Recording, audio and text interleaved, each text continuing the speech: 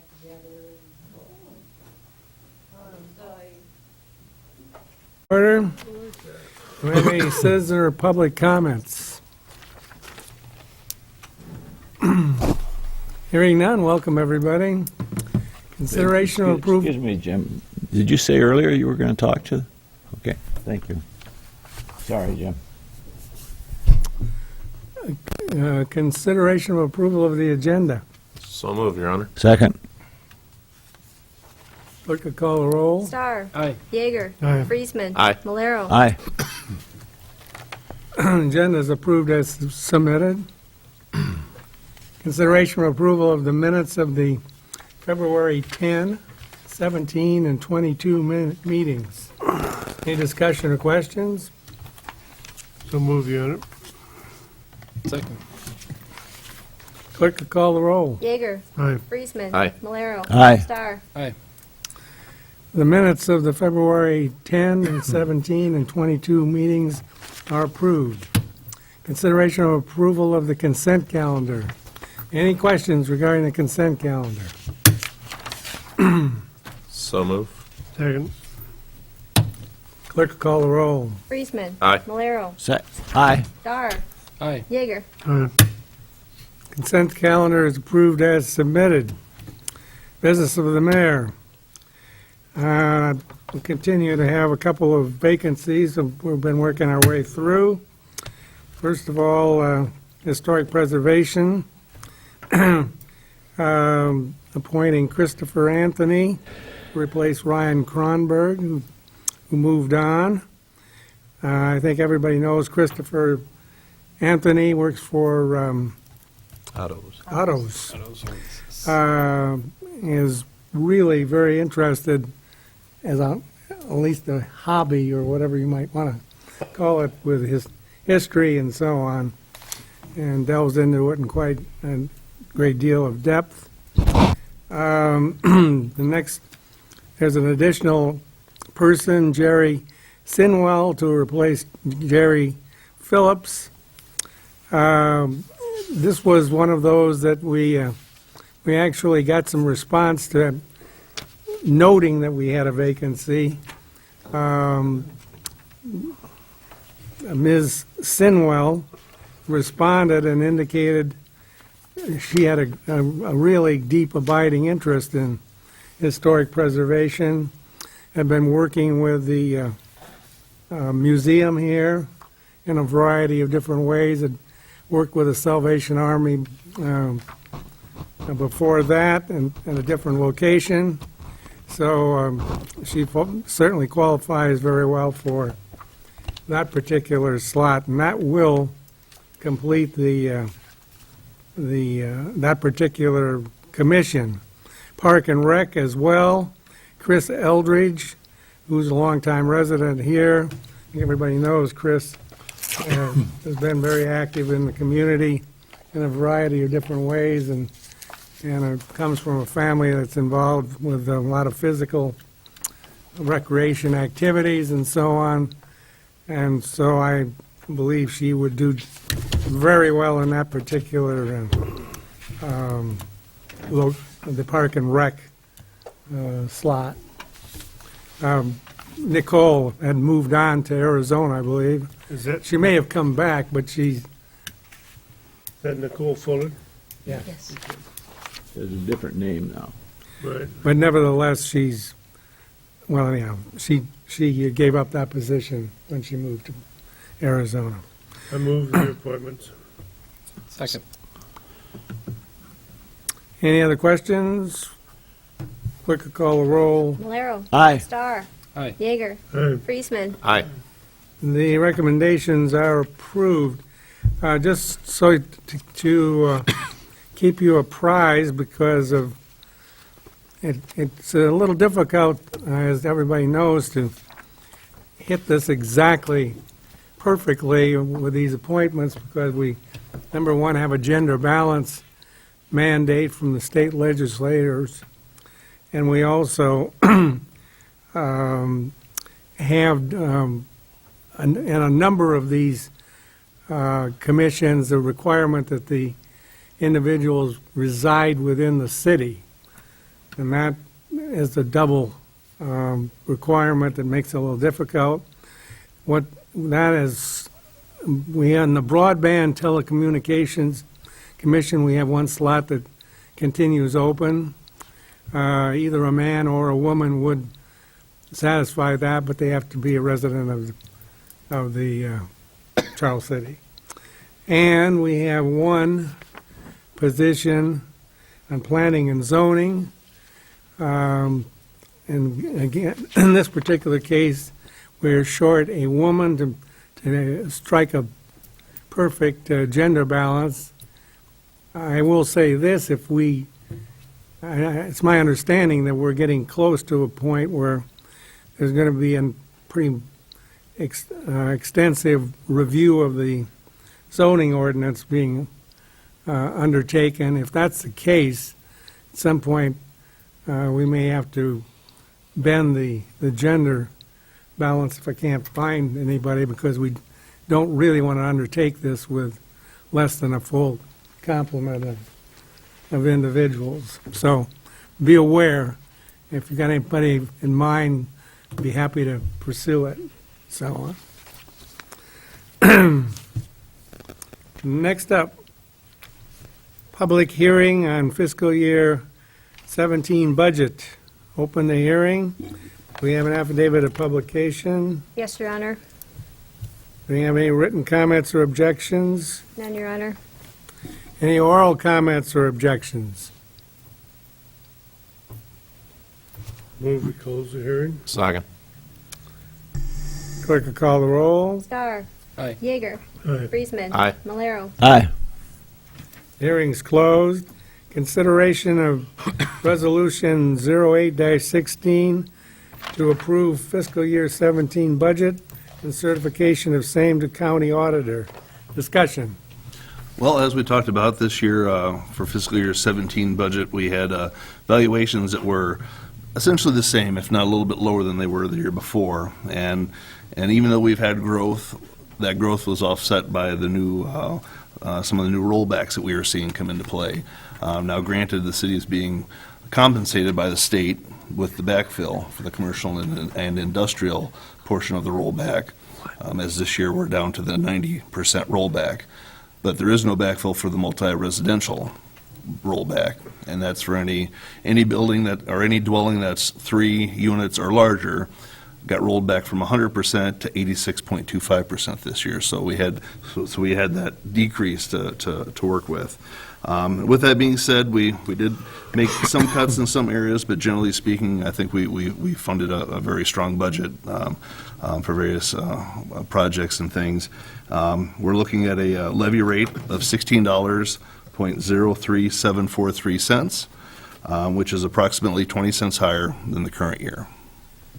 So our total expenditures, including transfers, will be $14,728,126.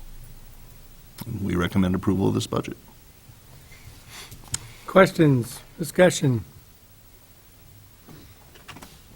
I'd like to thank everybody, the staff and Steve and Trudy in particular, in working on this budget. Worked out very well, and I think looking around the state, I think we've done very well maintaining our level, and I think we got a very workable budget, and thank you very much on behalf of the council. It was fun. It was a lot of fun. I would echo those remarks that Jerry just made. I would say, just so we're being realistic, some of the things that have been put in place by the legislature, as you look down the road, any community that isn't growing fairly briskly is going to have difficulty, because the backfill that's in place, even if they continue to maintain it at the current level, will not replace everything that's going to be taken away by these various acts of the legislature.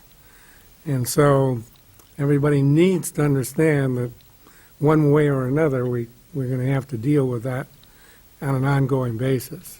I don't know whether the city administrator agrees with me, but if he does, it's a tall task. It is. You know, the backfill is to make up for those existing commercial and industrial properties that were 100% and have gone down to 90. But now anything that's new coming on is valued at 90%. So you know, you've got that coming, you know, right along with it. So at the legislative day last week, they assured us that as much as they could, that the backfill will be there. And if we would have to look at a situation where the backfill was removed, we would deal with it. But you know, as seats change and faces change at the legislature, you know, people that maybe weren't associated with how the rollback came into play might feel less of a need to fund that in the future. And if they do, it'll take a bit to undo it, but not that it can't be done. So we just always have to be wary of that and be ready for potential changes. Yes, I would add, I've asked the clerk, since I'm working with the League of Cities as an officer and so on, we do have an ongoing program for monitoring these numbers, and I've asked the clerk to update them and continue to keep the council aware of where we stand and where we are likely to stand looking forward, so that we're not surprised one day here in a couple of years with a more difficult situation than is something we could cope with if we wait indefinitely. So anyhow, those are the things that are going on, looking over the horizon a little bit. The other thing is that on a much more local level, we don't have a whole lot of fat left in this budget to really get rid of. You know, if that rollback goes away or something else like that happens, it isn't going to take us long to get into services, which, not to sound alarming, but that's kind of where it's at. There's not a lot of, you know, frill in this thing to I get think the rid fat of. disappeared long ago. Yeah. Now yeah, it's meat. right. I would agree with you 100%. It's a tight budget, but it's good, but Yeah. you're right, we don't have a lot of room to squiggle in there. I'd move for Resolution 8-16. Second. Any further discussion? Clerk will call the roll. Jaeger. Aye. Friesman. Aye. Malero. Aye. Star. Okay. Resolution 08-16 is approved. Public hearing on 2016 sanitary sewer lining project. Open the hearing. We have an affidavit of publication. Yes, Your Honor. Any written comments or objections? None, Your Honor. Any oral comments or objections? Move we close. Second. Clerk will call the roll. Friesman. Aye. Malero. Aye. Star. Aye. Jaeger. Aye. The hearing is closed. Consideration of resolution 09-16 approving final specs, etc. Discussion. Well, the City Council approved the preliminary plans and specifications for this project, as well as authorizing taking bids for the work at their February 17th meeting. The 2016 sanitary sewer lining project, it's a continuation of an ongoing project that we've been doing, where we line existing sewers in place without having to excavate the old main and restore the surfacing. This year, lining will involve a 12-inch pipe, 5,484 lineal feet. This is primarily in the northwest area of the city, sections on Riching Street, Illinois, Howard, Blunt, Ferguson, and Kelly, as well as 660 lineal feet of 18-inch sewer main. This is located east of O'Reilly Auto Parts Store and north of the Charlie Western Recreation Trail. Since there were no addendums that were issued during the bidding process, the final plans and specifications match the previously approved preliminary plans. So I would recommend approval of Resolution 916, approving the final plans and specifications for this project. Discussion? Further questions? So moved for 9-16. Second. Clerk will call the roll. Malero. Aye. Star. Aye. Yeager. Aye. Friesman. Aye. 9-16 is approved. Consideration of resolution 10-16 awarding the contract. Discussion. Well, bids were opened last Friday, March 4th, and we actually received 5 bids for this project. Low bid was submitted by Visu Sewer at $177,174. In situ form out of Missouri, they were second bidder at $200,375. SAK Construction, also out of Missouri, they submitted a bid of $223,434. Municipal Pipe and Tool out of Hudson, Iowa, they were at $259,388, and the high bid came in from HydroClean out of Des Moines at $315,680. The engineer's opinion probable cost for the project was at $218,000. We are familiar with Visu Sewer as a company as well as the services they provide, and we're confident that they will be able to perform this project for the city. They're headquartered in Wisconsin, but they also have a regional office in Mason City. So I'd recommend approval of Resolution 1016 awarding the bid to Visu Sewer. I'd so move. Second. Discussion. John, has that company done work for us before? They have not done work, they've bid on our work. Okay. But they were never a low bidder. Okay, but I was they've gonna say, I bid on think most of the rest of it's been done by that in situ form, right? I remember seeing those trucks in town. The last project was in situ form, the project before that was municipal pipe. Okay. Further discussion or question? And the payment for this will come out of Sanitary sewer. sanitary sewer? And there are adequate funds in there to pay for this now? Yeah, and it's actually next budget year. Right. Further discussion or questions? Clerk will call the roll. Star. Aye. Yeager. Aye. Friesman. Aye. Malero. Aye. Resolution 10-16 is approved. Consideration of motion approving the audit report for fiscal year 2015. Discussion. We have Elizabeth Thayer here from Gardner Thompson to go through the audit report with you. Bottom line is, I think we did real well. So Yeah. I was pretty happy with it, so. Yeah. Well, I'll we'll let just, her- we'll kind of hit the highlights, Yeah. and, as usual, if you have any questions or concerns, feel free to interrupt. I know, the majority of the concern is always the findings, so in the back, but the first thing I want to address is the independent auditor's report. It's on Gardner Thompson letterhead, a couple pages in, and this report just states that we have issued an unmodified opinion on the financial statements, which is a clean opinion. So, and also, the letter brings to your attention that these financial statements are prepared on the cash basis of accounting, so you won't see any capital assets or long-term debt. It's just receipts and disbursements. So, just to go ahead and bring that to your attention. But again, we did issue an unmodified opinion. The next page I'd like to hit is page 5, and that starts the management's discussion and analysis, and that follows on the next couple of pages. And the MD&A gives the city a chance to kind of explain changes in revenues and expenditures, and it also offers some comparative financial statements, which, when you're in the budget process, as you have just completed, it's kind of nice to be able to compare the current fiscal year to the prior one. And so hitting on those highlights, if you look at page 7, that shows your government-wide financial analysis, and that's going to be for your governmental funds. And for this last year, the receipts were decreased from the prior year, but that was just because that you weren't involved in so many projects during fiscal 15. You kind of had a little bit of a breather before you're jumping into the new projects in fiscal 16. So the disbursements held steady, and again, the decrease in those receipts is pretty much due to the decrease in bond proceeds or grant dollars. And then on page 8, we have the same thing for the business type activities, which would be your water and sewer. And again, receipts were down mainly due to a decrease in the grants and the bonding proceeds, and the projects, the capital project disbursements were down as well. So that was expected. No big surprises there.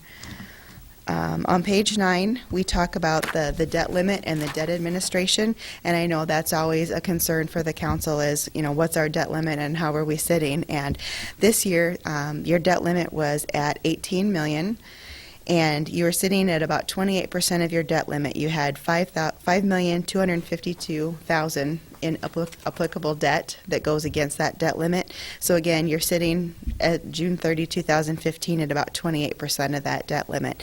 And the recommended limit from the state standards is about 65%. So you do have, quite a bit of room there. So, and also the applicable debt is down considerably from what it was in fiscal 2014. It was down about 610,000 as you're making those amortized debt payments. So, that you're in really good shape right there. So. The next thing I'd like to highlight is on page 11, and that's when we get into the actual cash basis financial statements of the city. And this particular financial statement shows the city as a whole. So as you're looking at it, if you're looking at page 12, the line that is of interest is the change in cash basis net position. And for the last fiscal year, the city saw an increase of $868,000 in your cash basis financial position. So again, very good budgeting, very good management of the city's finances. So, look in pretty good shape. The next thing I'd like to highlight is on page 13 and 14, and that is the statement of cash receipts, disbursements, and changes in cash balances. And that is focusing on your general fund. And again, we implemented GASB statement number 54 a couple years ago. So the numbers that are presented in that general column are not just the general fund. Included in that column are the general fund, the petty cash, the dispatch, K-9, the police department, safety ed, park and rec, hotel motel, communications equipment, and then also the emergency funds. So all those funds on your general ledger are pulled together and presented as one general fund for your financial statement presentation. I know something else that the council is always interested in is what is the ending balance percentage to disbursements. And if you look at just Fund 1, which is just your actual general fund, you're at about 48%, your ending balance to disbursements ratio. And that's up from 41% last year. So again, showing a healthy increase. If you look at your general fund as presented, which includes all of those other general ledger funds, then you're looking at an ending balance to disbursement ratio of about 45%, and that's up from about 40%.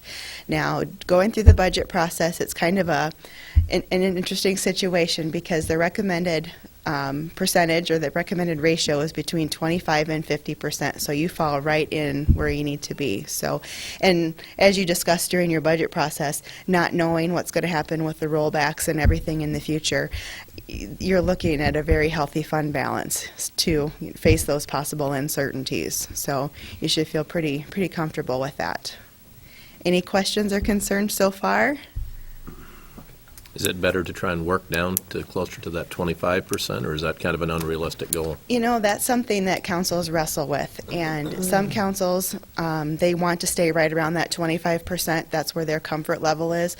Other councils that maybe are a little more conservative want to have a little bit of a cushion there because you don't know what the legislature is going to do and what they're going to pass. So it all comes down to what the council as a whole feels comfortable with. But, like I said, the recommended range is anywhere from 25 to that 50%. So, and because of the way GASB 54 changed the outlook of how this general fund, a lot of this fund balance is contained in other funds too. It's not an actual general fund that is actually levying the taxes for this that is, making up this fund balance. So, that's something you need to take into account too, because there are several other funds that are presented in this column. So, but it all comes down to what the council is comfortable with, and what is coming up for your city, what's on the horizon. So, it's your judgment call. So, Our debt limit, I looked at this at home and I didn't bring it with me tonight, but we're recommending not to go above 65%, and we're at 28%, is Yes. that correct? Mhm. We're picking up some debt with the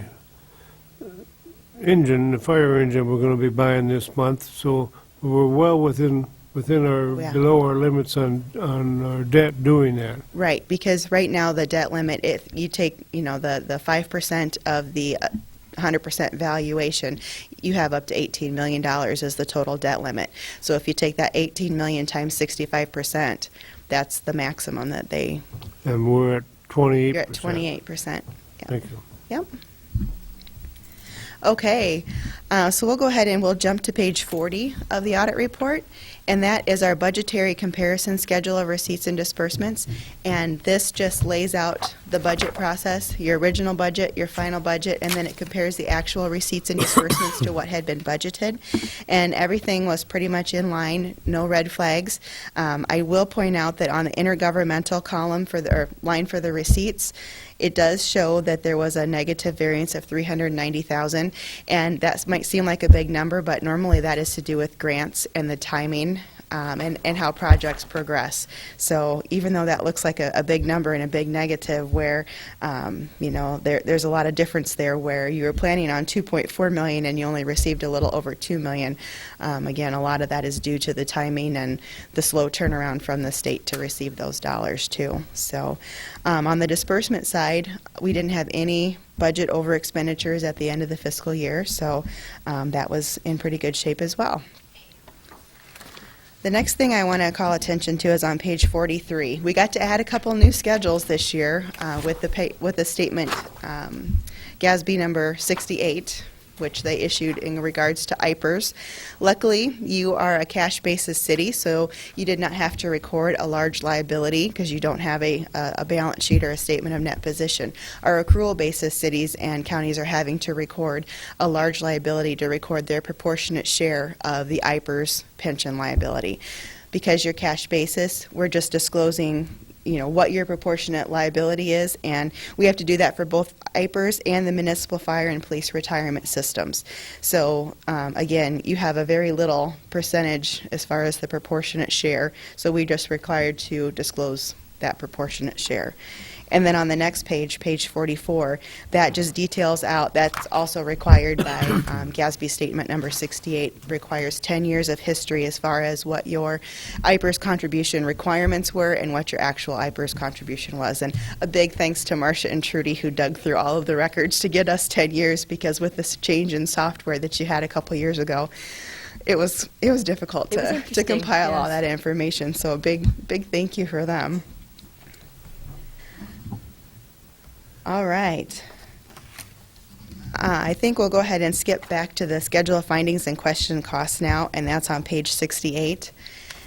And then, of course, we always have our segregation of duties findings, just because you don't have 50 people that work in your city offices to be able to entirely segregate everything. So we just ask that, there's a constant review of those internal controls that are in place so that we can change duties, cross-train, make sure somebody can do the jobs if somebody would have to be gone. So, just keep an eye on that. Get council involved with as much as you can, looking at claims, reviewing claims, looking at your monthly budget to actuals, that type of thing. Just the more controls you can have in place, then the better that we are. But again, to that end, it doesn't, with the size of the city, we're always going to have that comment, and it's in every single audit report that we issue, because there is no such thing as a perfect system of internal control. On page 69, we have the preparation of full disclosure financial statements finding, and again, this is in almost every audit report that we issue, just because you don't have a CPA on staff that actually is able to prepare the financial statements and the related disclosures that go along with that. So I'm required to put that comment in. And then also, we had a finding to do with financial reporting. We had some receipts that had gotten posted in an incorrect general ledger fund. The proposed adjusting journal entry was accepted by the city and made so that the financial statements in front of you are fairly presented. So we had that all taken care of. And then on page 71, we start the findings related to the required statutory reporting, and that's where we have to go in and refer to the Code of Iowa and kind of spot check a couple of things. We have business transactions. This details out the related party transactions that the city had during the fiscal year, and the potential conflict of interest threshold is $1,500 in one fiscal year. And we had a couple vendors that were over that $1,500, but because the transactions were entered into properly, it doesn't pose a potential conflict of interest, but we're still required to put all of this documentation in the audit report for transparency. So, on page 72, we have a finding about excess fund balance. And normally, what happens with this is you're getting ready to do a project, and so you've got that fund balance where you've issued debt but maybe haven't paid bills yet, or your grant funding is a little bit lopsided. Or in this case, too, we did have some TIF funds that have that excess fund balance. And I know in the past couple of years we've had a couple issues with some of the TIF reconciliations, but I know that Trudy and Steve have been working with Sandy and Gloria up at the county to go ahead and try to get that straightened out, especially as some of your TIFs are coming to their sunset. It's important to make sure that all the debt that has that is out there has been certified to the county auditor, and that all the payments have been properly applied to make sure that everybody at the county and everybody at the city are on the same page, so that we can go ahead and get those closed out cleanly. So, and then on the next page, we have the last two findings. One is a financial position finding, and we had the housing rehabilitation grant had a deficit balance at June 30. Again, that's a timing thing. The way the grants operate, they're on a reimbursement basis, so you have to spend the money to get the money. So the money had been spent prior to June 30th. It was just a matter of getting that reimbursement back from the state, and that one is resolved. And then also, I again referenced the TIF, where we had a couple issues with the reconciliations that Floyd County had prepared. And so again, Trudy and Steve and Gloria and Sandy have been working to alleviate those issues as well. So, and that's all we had for findings. Any questions or concerns, or? We're looking good. Yeah. Can't beat on Trudy. Well, no, not. Hey, come on. You saw how rough they were at the beginning. Any other questions or discussion? Thank you. You're welcome. Thank you. All right. And again, if anything comes up, Trudy has my contact information, so you can get a hold of me anytime. All right. Thank you. Thanks. Is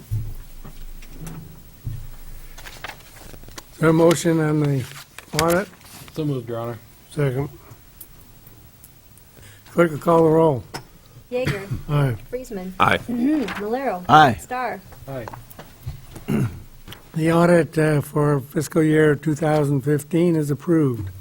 Consideration of Resolution 11-16, setting the date for a public hearing on proposal to enter into a general obligation corporate purpose loan agreement and to borrow money thereunder, and approving engagement letter with Dorsey Whitney for legal services for this borrowing. Discussion. Multiple things here. The engagement letter from Dorsey, that's becoming pretty standard anymore. Anytime that we issue debt or what have you, we have a separate engagement letter from Dorsey that kind of lays out what their expenses are going to be. In this case, not to exceed $3,000 to do this issuance. But we're looking at short-term debt issue for our debt service projects that we funded here for fiscal year 17. And we have two of the items, we have a total of $235,000 that we're looking to short-term borrow for these projects. $215,000 of that is considered essential corporate purpose, and so we can just act on that and borrow that amount necessary. There are two items in that list that were considered to be general corporate purpose, which are the two items are the ADA ramp for the Wildwood Golf Course, and then the portion of the tuck pointing work out at the golf course on the bridge. So the ADA ramp is $12,500, and the portion coming from debt for the bridge was $7,500. So we have a total of $20,000 that's general corporate purpose, and so therefore we have to hold a public hearing to be able to approve that. So basically what you have here before you is a resolution setting the date for public hearing at the March 21st meeting at 7 o'clock to consider those actions. Discussion or questions?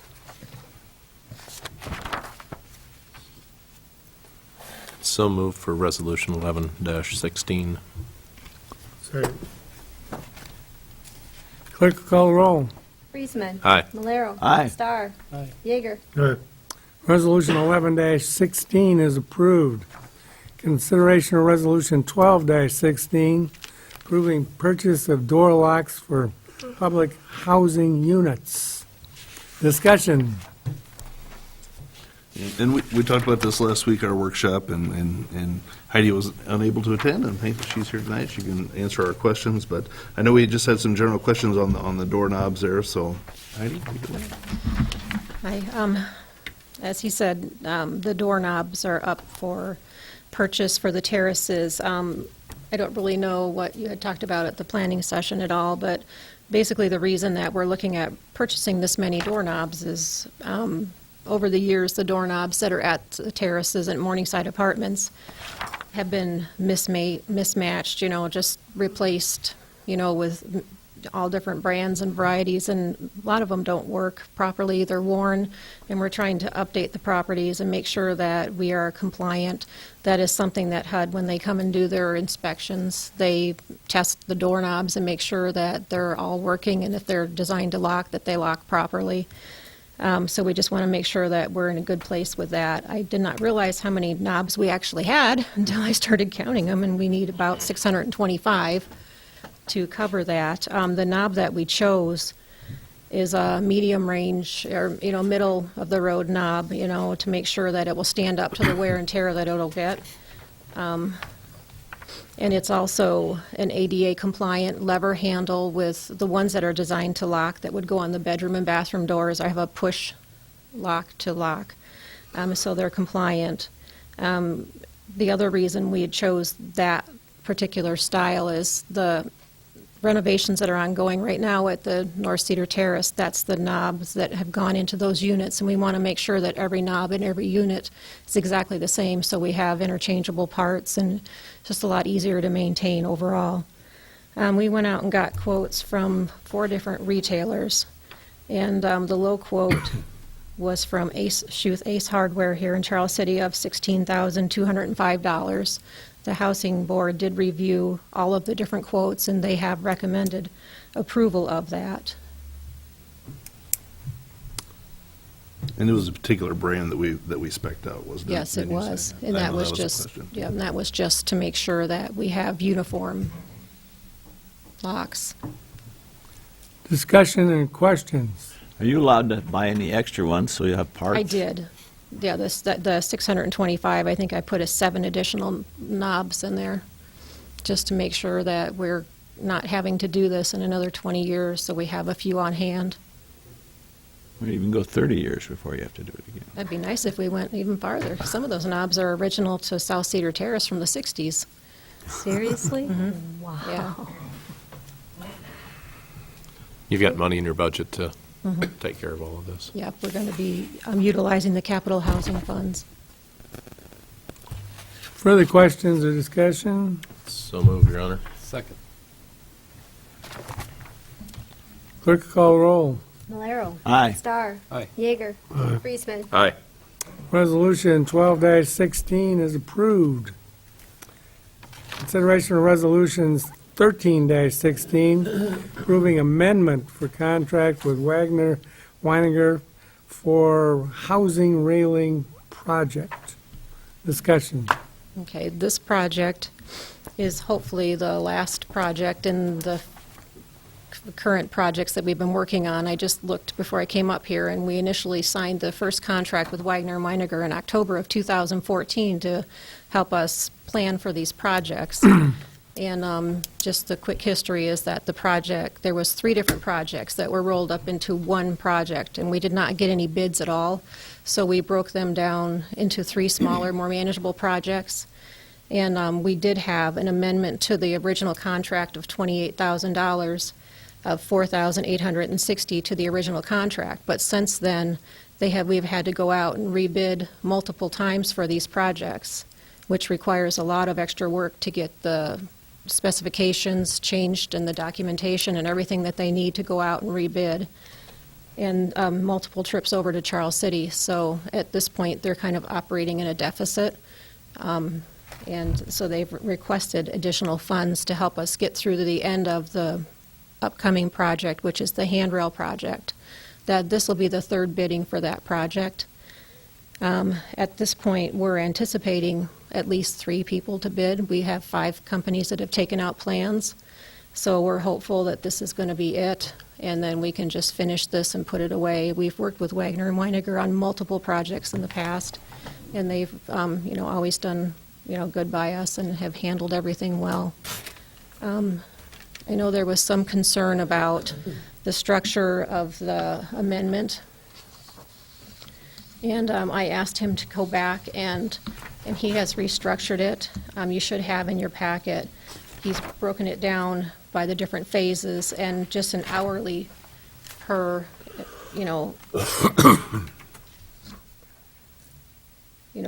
per, I guess, employee or per, principal person working on the project.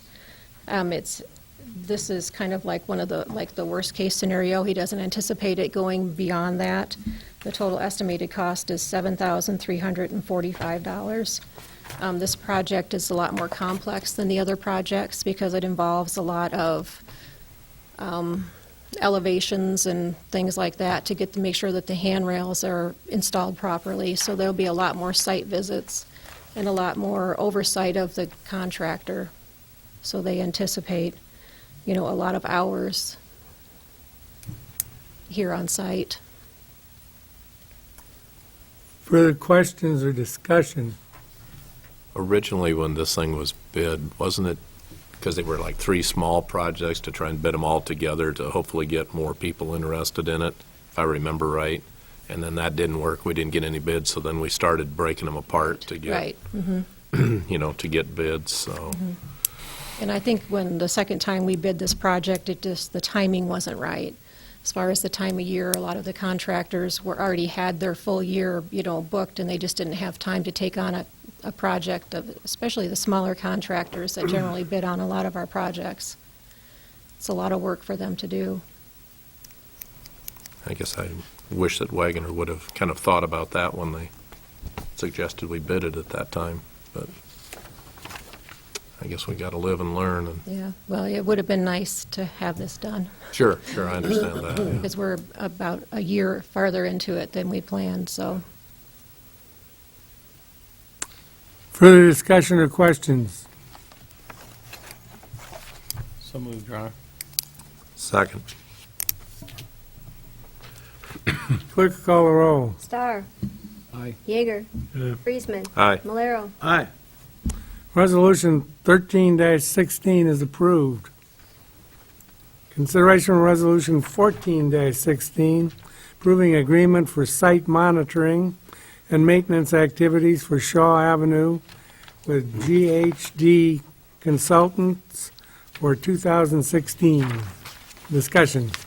Yeah, and what this is our, basically our agreement with GHD to do the annual maintenance and monitoring out at Shaw Avenue.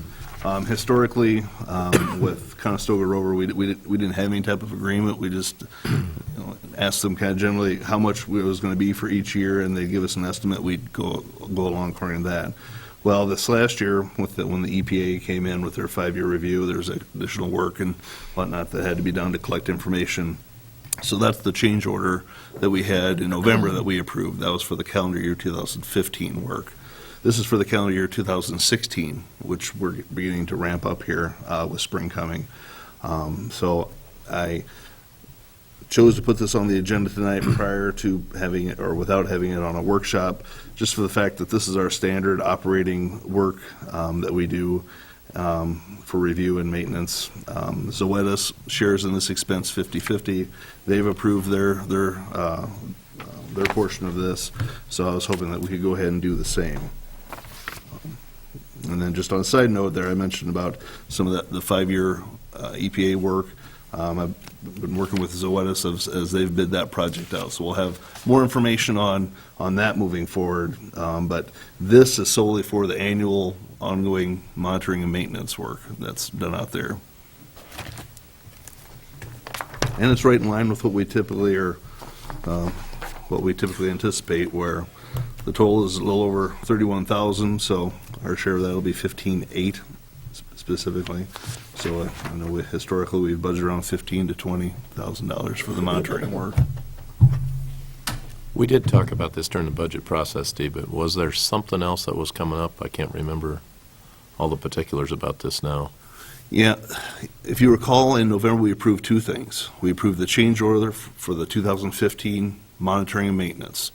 So that's the 2015 version of this. The other thing we approved was the work plan. The EPA requested that we monitor additional things. We look at the riverbed, we do pond sampling. And so we tentatively agreed to that work plan, and we're looking at Zoetis as they review their portion. They thought it best to go out for bids and get some proposals, which we actually talked about, if you recall. And so Zoetis, this is their person I've been working with. This is what they work in, and they wanted to make sure that they had a firm that had the type of river work and pond collection experience that was needed for that 5-year review or that plan. And so they sent out RFPs, and they got 5 proposals back. They interviewed GHD, Foth, and then Golder and Associates. And actually, Golder and Associates was somebody that they had worked with in the past. They came in with a lower bid than either of the other two by a good margin, and they have experience in that field. So I know I feel pretty good about that 5-year review plan. And so, in talking to GHD, that the portion of the plan that we approved, that's now void, and so we'll be looking at considering the partnership with Golder and Zoetis for the 5-year review.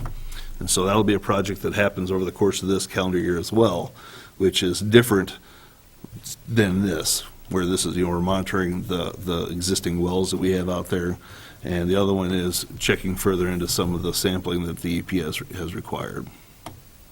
Thank you. I remembered there was more discussion about that whole process, so thank you. You bet. Further discussion or questions? Move for Resolution 14-16. Second. Clerk, call the roll. Yeager. Aye. Friesman. Aye. Malero. Aye. Star. Aye. Resolution 14-16 is approved. Miscellaneous correspondence. City Attorney's report. City Clerk's report. Well, I can't tell you when the next planning session is because we need to decide that. Steve's going to be gone next Wednesday, Thursday, Friday to a conference, and so I think he's contacted all of you about what other dates might work for you. Has anybody reached? I think we've been leaning towards Tuesday at 4:30 for the workshop. If Tuesday, that would what work. date? I'm sorry? Tuesday, the Tuesday, 15th? 15th. 15th, 4:30. There's actually going to be another meeting that night at 6 o'clock that the mayor and I will probably have to attend. So we want to do it earlier that day. I know Monday the mayor wouldn't be able to be here. Trudy's actually gone Monday and Tuesday. I'm gone Wednesday through Friday. So The 15th at 4:30. the 15th at 4:30, if that would work. And I know I've talked to a couple of you, but if we could reach a consensus on that, that would be appreciated. Oh, Okay. It's That work for you, Don? Tuesday the 15th, right? Tuesday, the 15th at 4:30. At 4:30. Yes. Thank you for your courtesy in Yes. working around schedules. Yeah, you bet. And Marcia's going to be there in my stead because Ginny's gone too, so please be nice to her. Be nice to Marcia. why? Anything else on this? Are we okay with that? 4:30? Silence is Tuesday. affirmation, right? Tuesday at 4:30. Okay, that sounds good. Thanks, guys. Anything else from the city clerk? Nope, should do it. City administrator's report. The only other thing I wanted to mention tonight was that tomorrow night is our after 5 at the Chamber for our Star Communities recognition. Just come chat. I ordered cookies and coffee, so come and get those. But that starts after 5, so we received our plaque in the mail today, so the mayor will be presented with the plaque, and they can talk about the project a little bit. So other than that, that's all I have. Okay. Board, commission, or committee reports? Hearing none, is there a motion to adjourn? I'll stay here all night. Second. Whatever. All those in favor signify by saying aye. Aye. Those opposed, we're adjourned. A week from tomorrow night, right?